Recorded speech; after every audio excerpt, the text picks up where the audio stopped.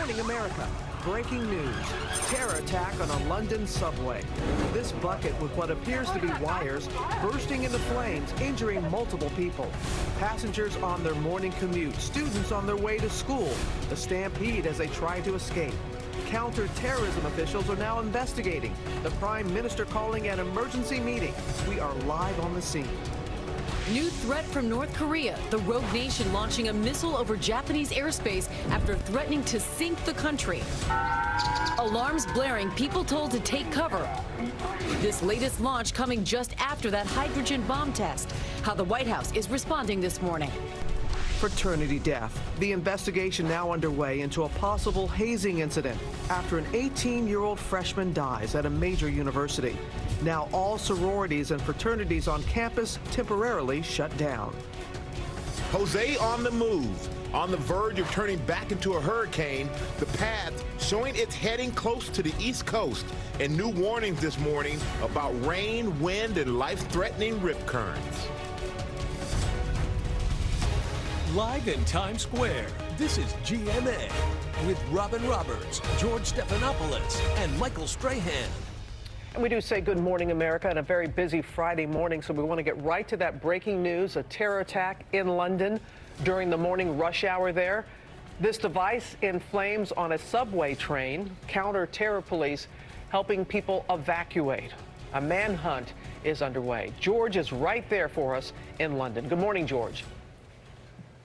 Good morning, Robin. And just after I landed around 8:20 a.m., the height of rush hour here in London, the first calls came about this explosion. An IED, improvised explosive device, on a subway train at the Parsons Green station. That's a suburb of London here. A lot of commotion there at that station. Right now, we know that 18 people have been taken to hospitals.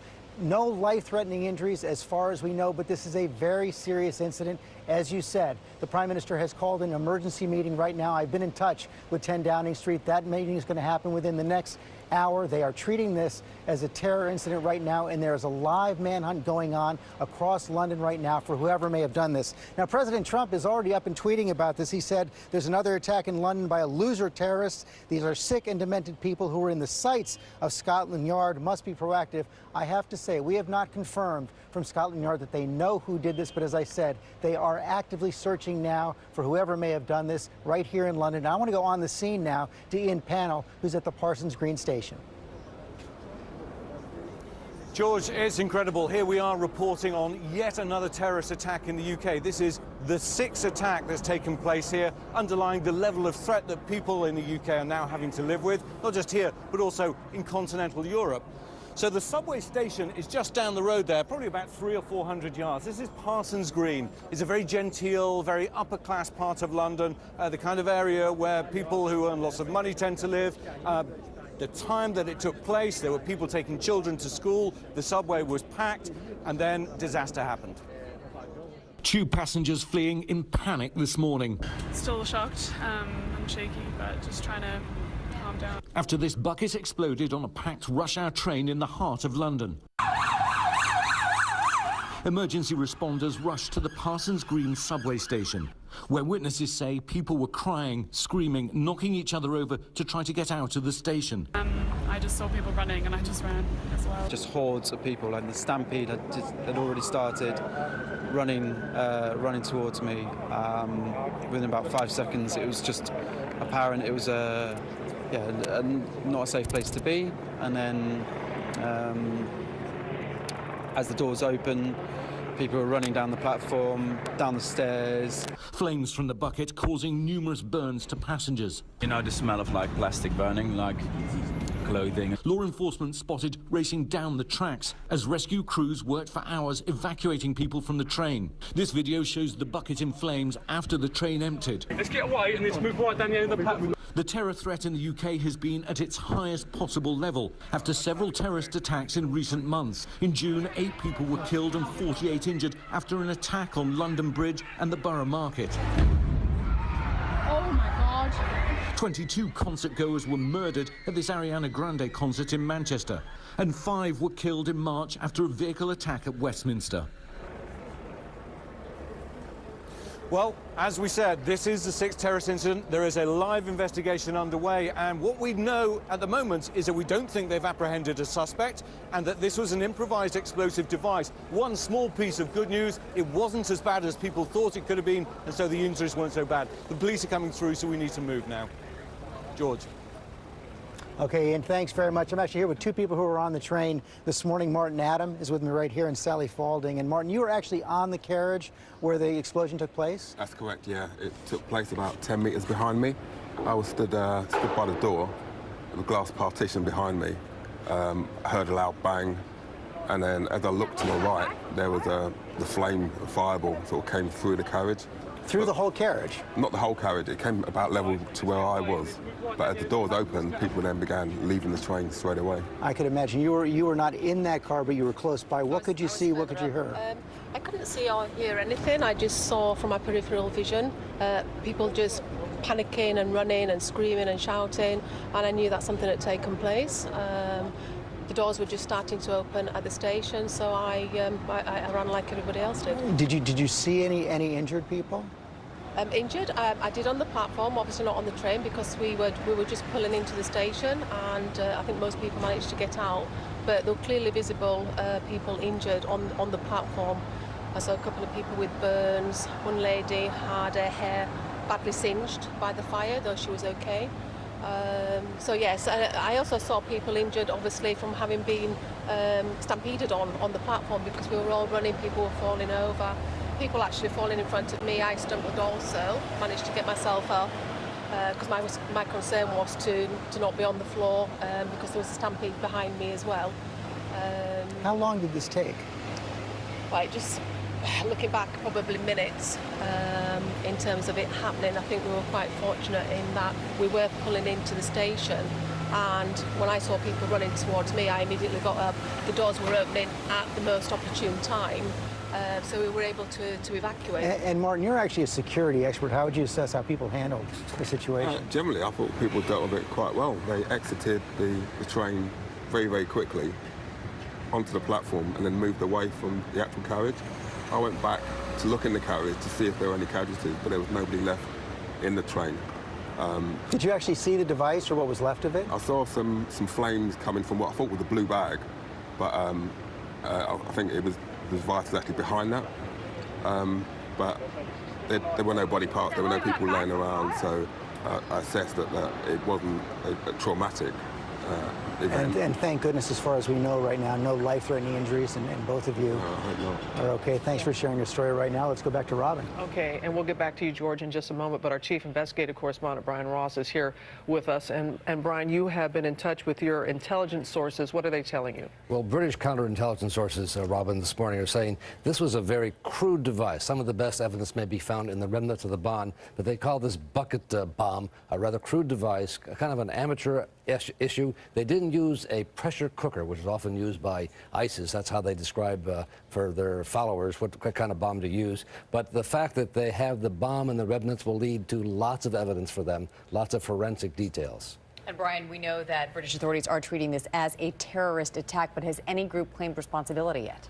So far, I mean, no claims of responsibility.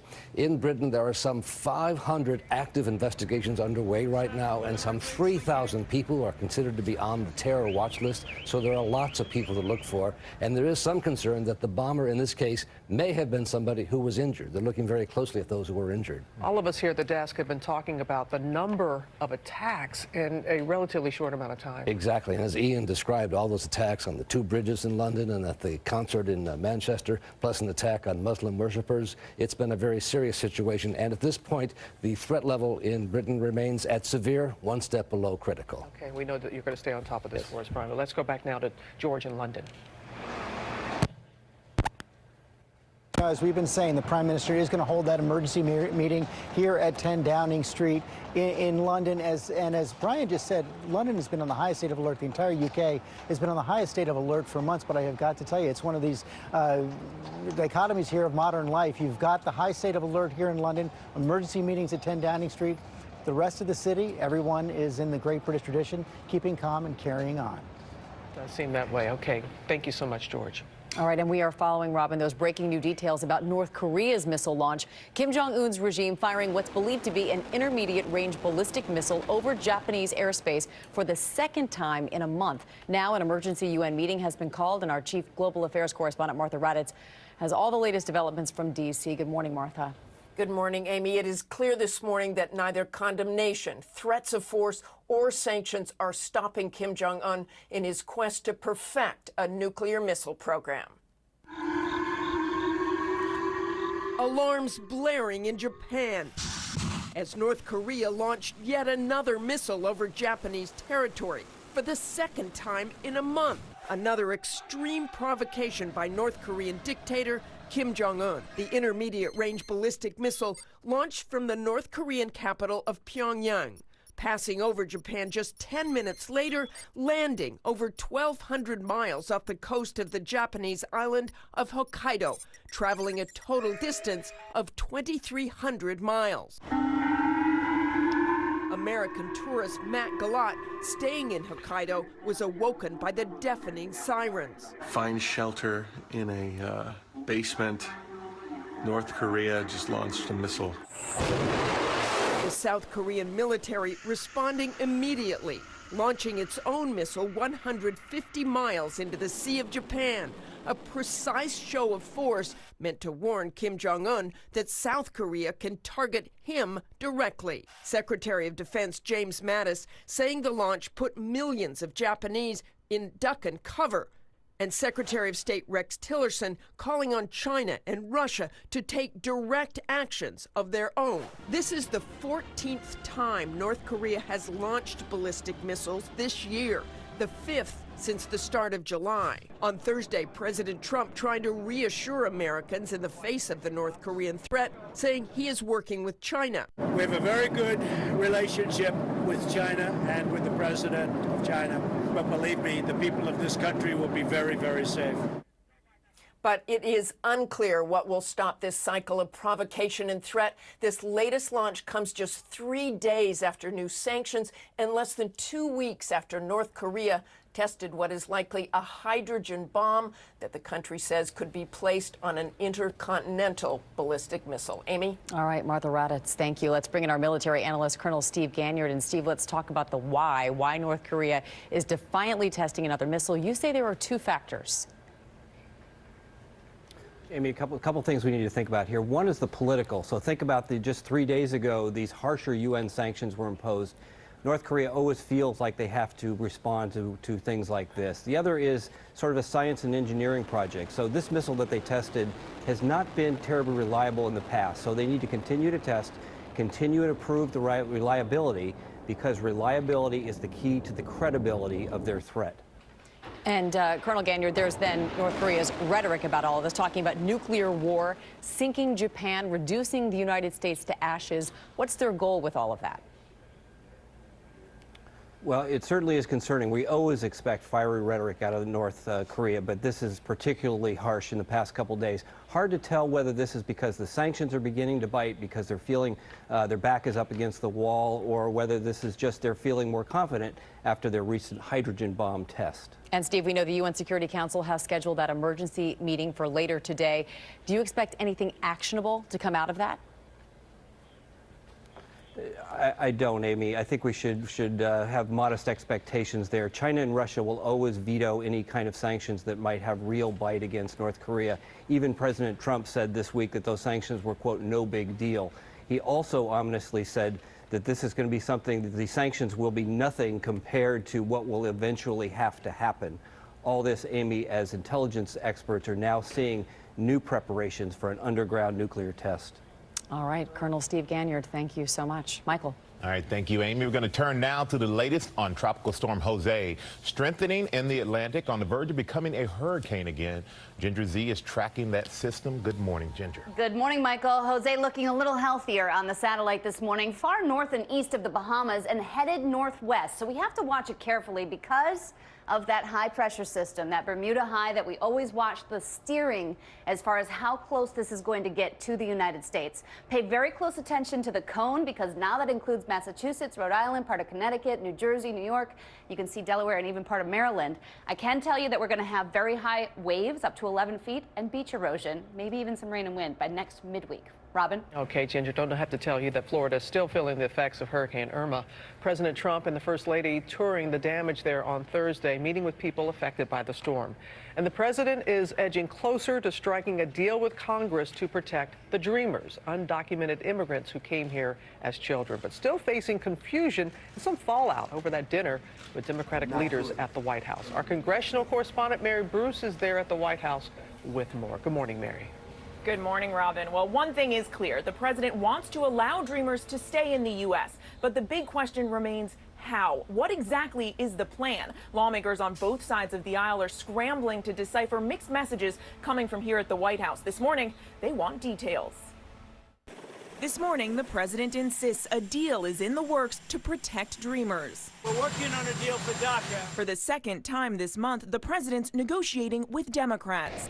In Florida Thursday to survey the damage of Hurricane Irma, the president handed out sandwiches and took selfies. But he's not offering many details on his new deal. What we do know, the president says he wants to allow Dreamers to legally stay in the U.S. and beef up border security. What he's not insisting on in the deal? We're going to build a wall. Funding for his border wall. DACA now and the wall very soon.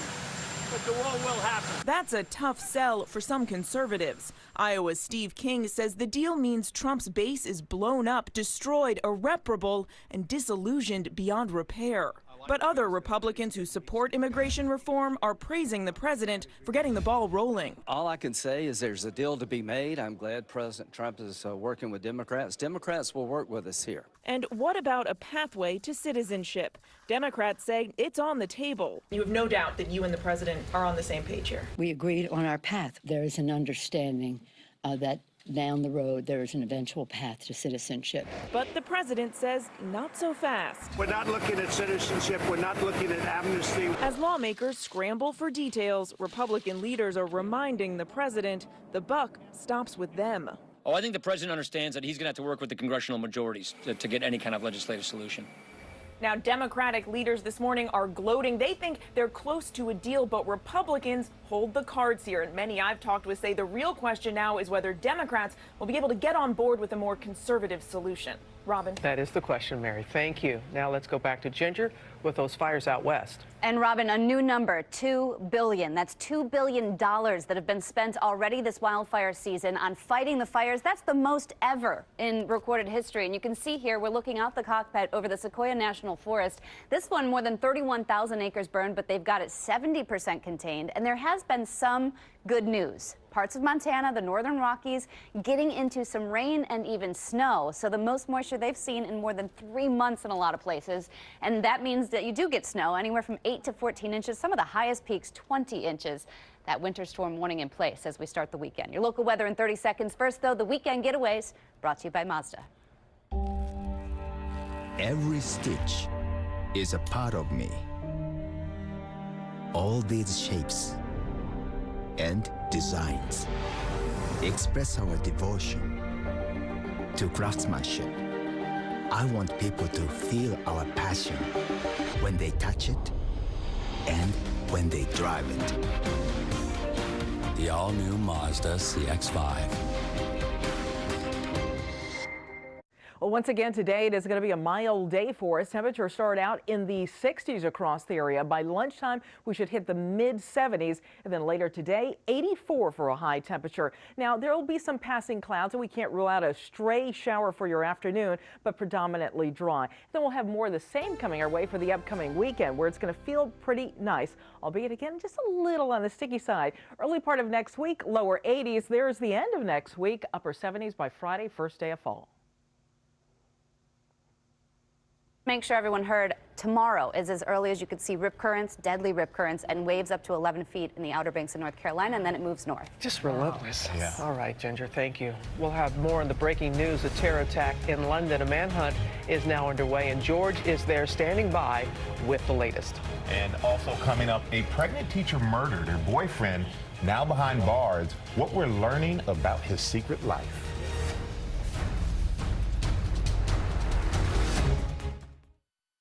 Getting your flu shot at Walgreens is easier than ever. Just walk right in and pay $0 with most insurance. Plus, when you get a flu shot at Walgreens, you help